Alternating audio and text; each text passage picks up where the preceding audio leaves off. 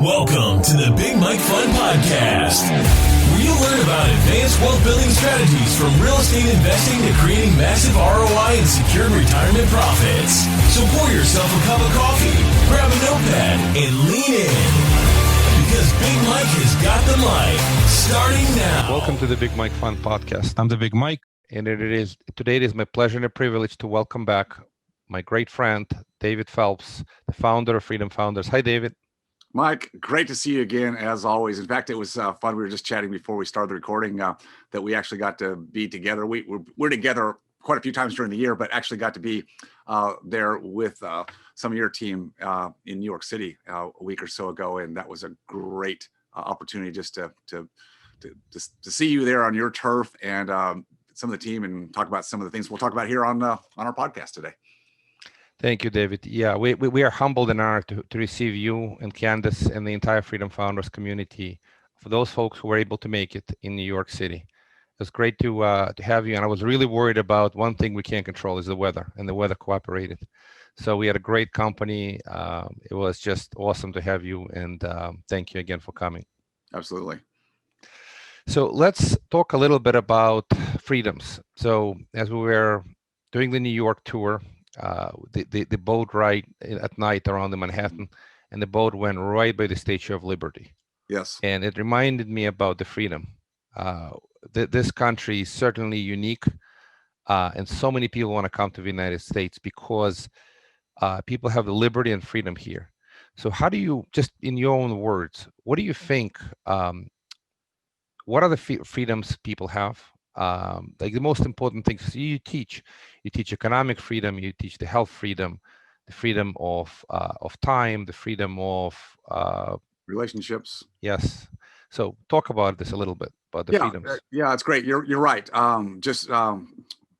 Seeing the Statue of Liberty, particularly in all its glory at night, and remembering, the fact that really all of us who are in this country, whether we were born here or immigrated, that we have kind of like won the lottery, if you will, right? We won the lottery if we're here or we got here, because the basis of this country was built by our founding fathers on removing tyranny and giving the people the ability to govern themselves, have choices, have options to build the life that each person wants to build. And we've seen that happen over and over again a lot with people who immigrate to this country from other countries where they don't have the freedom, and they build lives, and the next generations are the benefactors of that freedom and all that goes with it.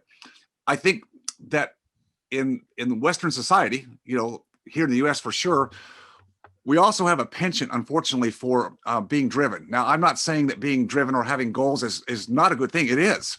But I think we have this drive for creating a lifestyle, perhaps, Mike, that's built on societal dictates or in industry dictates or your peer group, whatever that might be. And this is what it looks like to be, quote, successful if I am this, that, or the other, or I have this profession or this degree or whatever. I have to look like this. And I think that's a big mistake.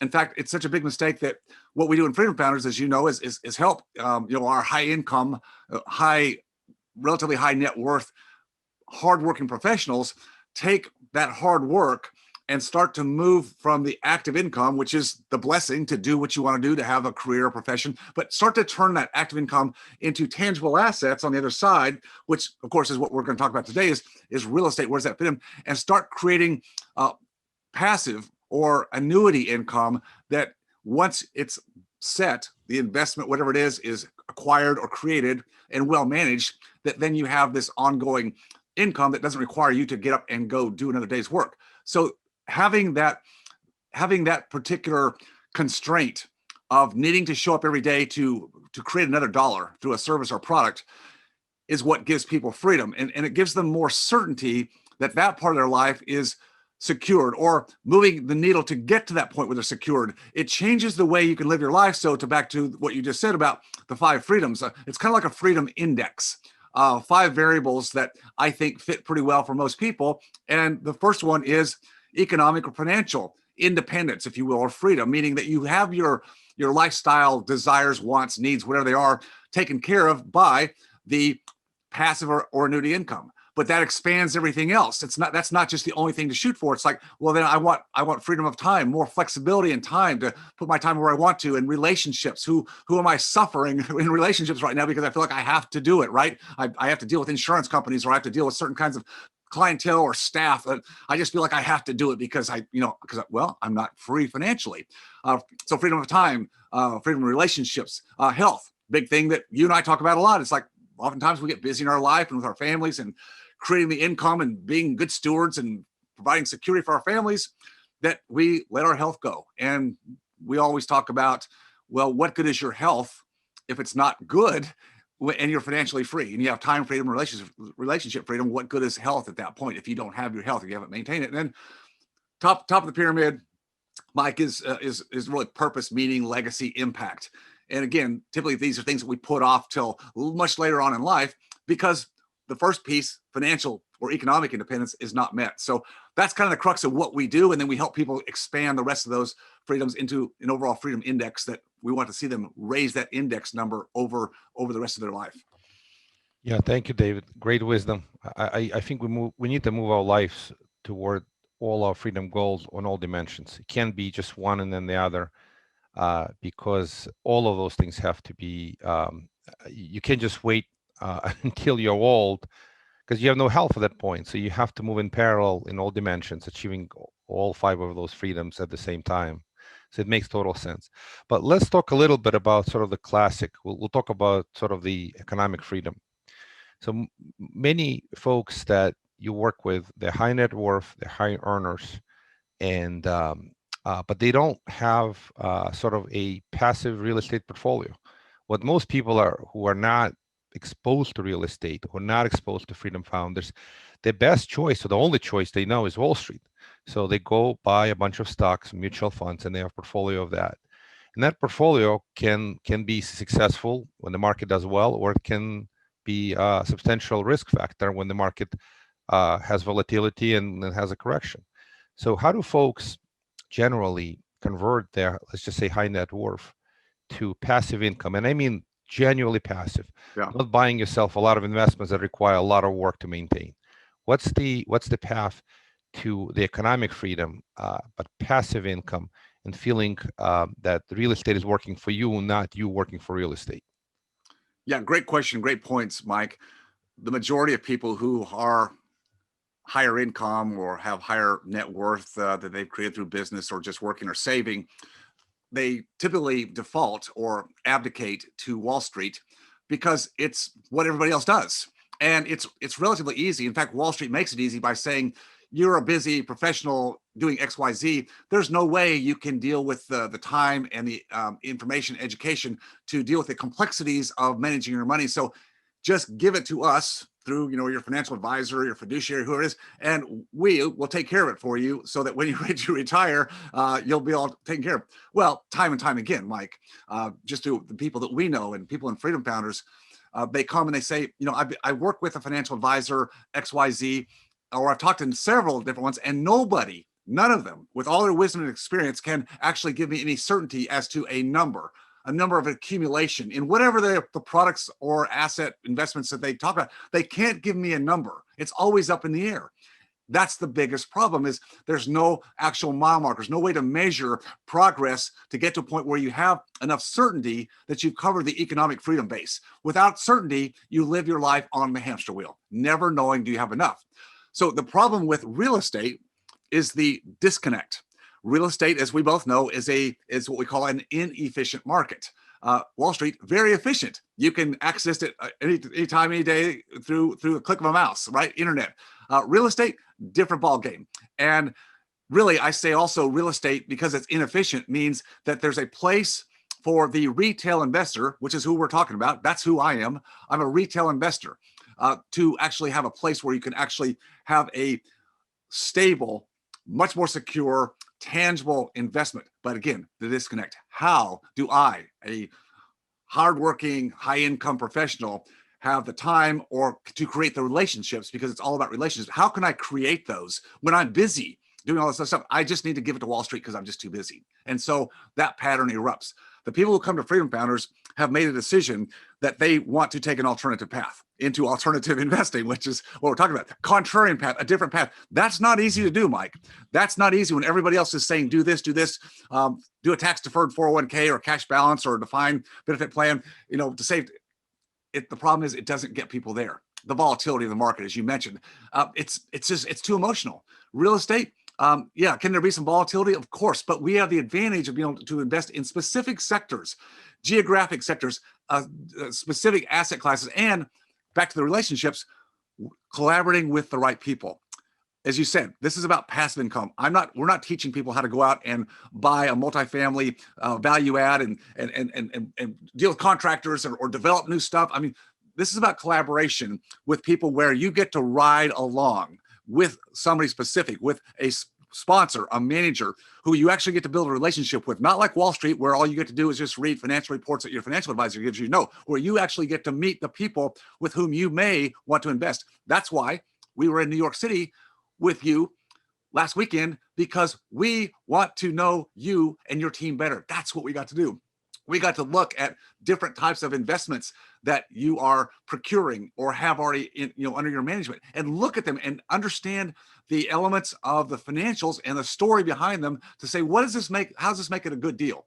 And then, the rest of it, Mike, is just becoming more astute through relationships and the right education to be more astute, so you become your own financial advocate. So you are making decisions. Now, you still want a team around you. You still need professional people like an attorney for asset protection, estate building, estate planning, estate building, estate planning.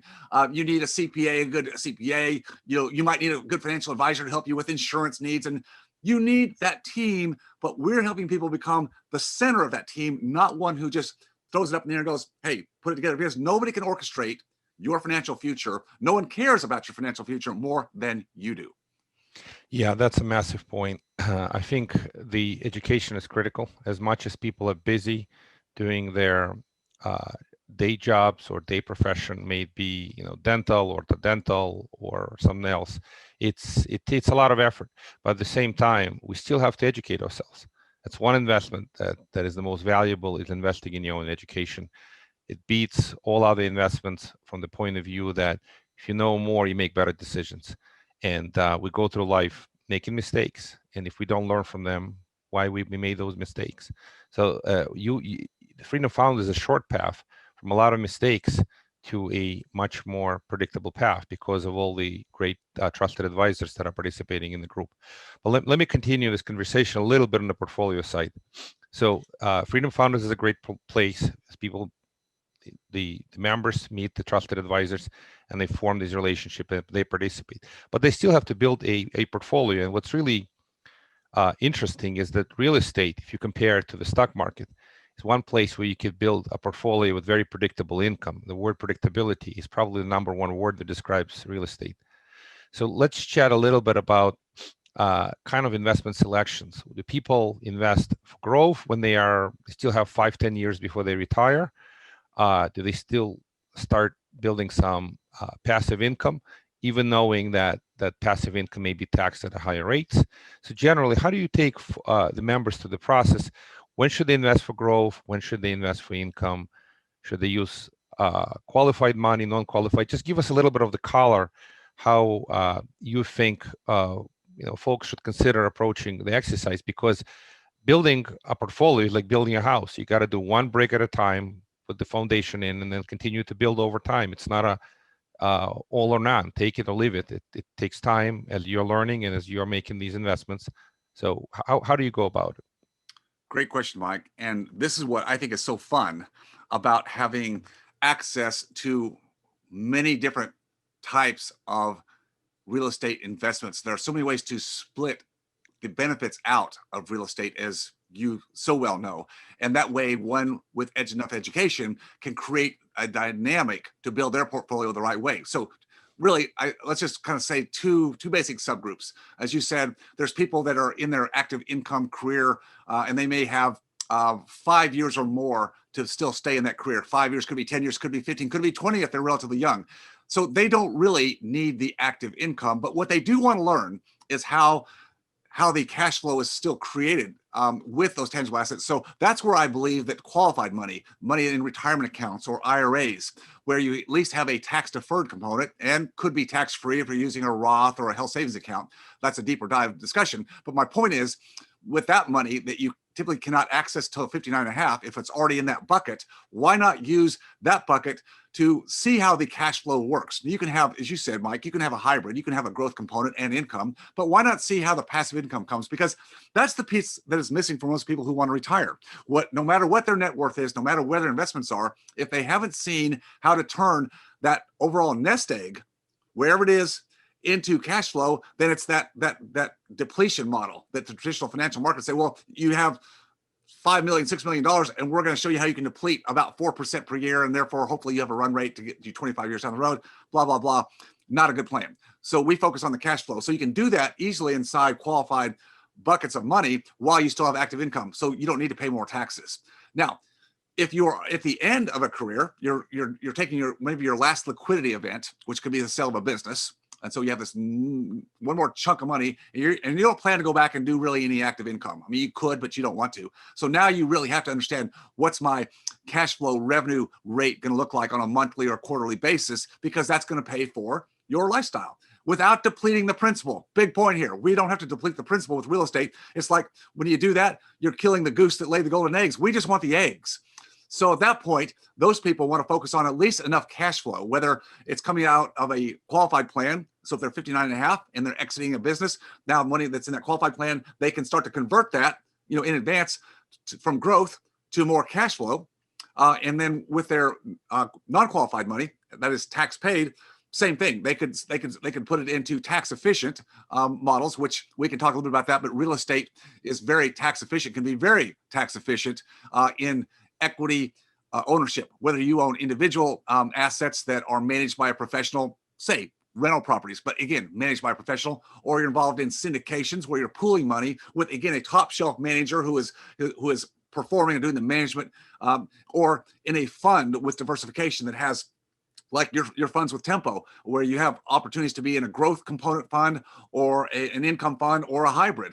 So again, you're making decisions with intention. The neat thing is, when you have connections to all the right people, you can intentionally build your portfolio with a kind of a smorgasbord where you can compare and contrast in one place versus trying to go out and just, go on the internet, or maybe you have a local friend who's done some things in real estate. Nothing wrong with that, but how can you compare and contrast the right model for you if you can't see the whole thing in one place, which is what we love to do, or what you do in your diversified funds? You get a smattering of different aspects you can go into. So building your portfolio by intention is the thing that's missing from most people's planning for their, again, hate to use the word retirement, but that's what we're talking about here, when they can actually retire. Does that help?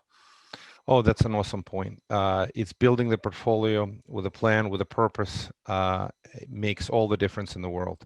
It's if you don't know where you're going, how do you know you got there? And this approach is very applicable to building a portfolio, and this is what you teach in Freedom Founders. It makes total sense. The other comment that I have is, most people in the stock markets, they can build a nest stack. The challenge is, some stocks don't even pay any dividends, and those who do, they pay very small dividend rates. So it's very difficult to convert a stock portfolio into income generating assets quickly overnight. You can go sell a bunch of stocks and try to buy a bunch of bonds. Couple of problems. One, capital gain is going to get you. Yep. You can't do any kind of passive tax loss harvesting, which you can do in real estate. You can sell a piece of real estate, appreciated real estate, a growth asset, and convert it to an income asset, and either do 1031 deferral, or you can do passive loss harvesting, one of these advanced techniques where you actually defer the taxes. While stock market, you could sell, sure, but capital gain is due immediately, and well, not immediately, but they're doing that the same taxable year. And then go find investments in stock market that generate 10% yield. It's incredibly hard. It's almost to the point where most people don't have the option unless they get exposed to the right group like Freedom Founders. Because the danger of going out there on your own and just trying to find sponsors on the internet, you could find there are a lot of wrong sponsors. For every good sponsor, there's probably a couple of dozen of either bad sponsors, some of them are even fraudsters, and some of them are incompetent, especially in the current age where you could put put the stuff together. Brilliant marketers are often not the best operators. So all that is very, it drives towards the community. Not having a community with the support, with the right network, is very dangerous to start throwing the money out there. So this path from the Wall Street to the real estate needs to be a managed path, a well sort of guided path. So just a couple more questions on this. You covered tax efficiency, talked growth and income, qualified versus non-qualified. Here's an interesting question that I had. Should folks use leverage from their appreciated investments to buy more real estate, or should they get very conservative and don't use leverage? Leverage works both ways. So what are your thoughts on the use of leverage? Yeah, it's again another very, very, very relevant question, Mike. And the answer is always going to depend on the person's situation and their personal philosophy, where they are. As you said, some people have enough in assets to cover their lifestyle burn rate with margin without having to use leverage. Leverage, as we know, as you said, cuts both ways, but leverage is in a well-managed cash flowing asset. It's going to provide a greater return, a bigger bang for the buck. Whatever you invest in that asset is going to return more than if it was paid with all cash or no leverage. That's just the bottom line. Of course, leverage can add some risk. So when you're looking at adding leverage or investing through somebody who's using leverage in an investment like a syndication, then you want to look at, again, who's the operator? You need to dig a little bit deeper into what's the asset class, geographic area, and how much leverage are they using? Some key areas. I think that it makes sense for everybody to use maybe some amount of leverage because we have the portents of higher inflation coming this decade. And I think unless you've just got so much money that you could let inflation eat away at that, and it's not going to be a problem for you. If that's the case, good for you.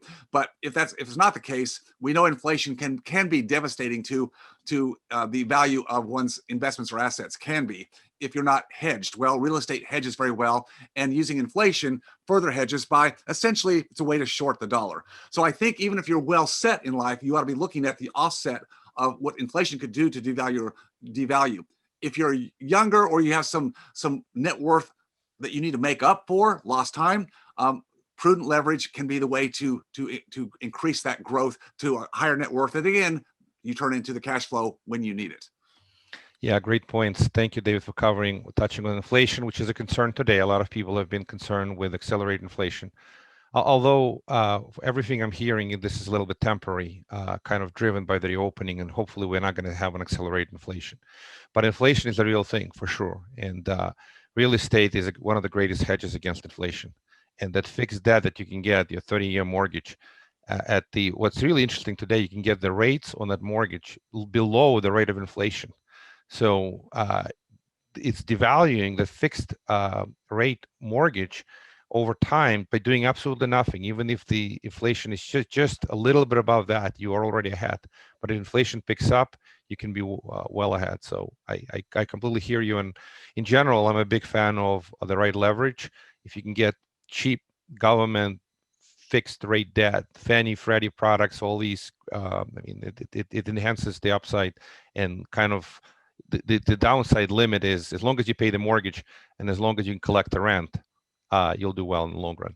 David, I appreciate your wisdom. We're out of time. Thank you so much. What's the best way for people to reach to you? Just freedomfounders.com? Is that?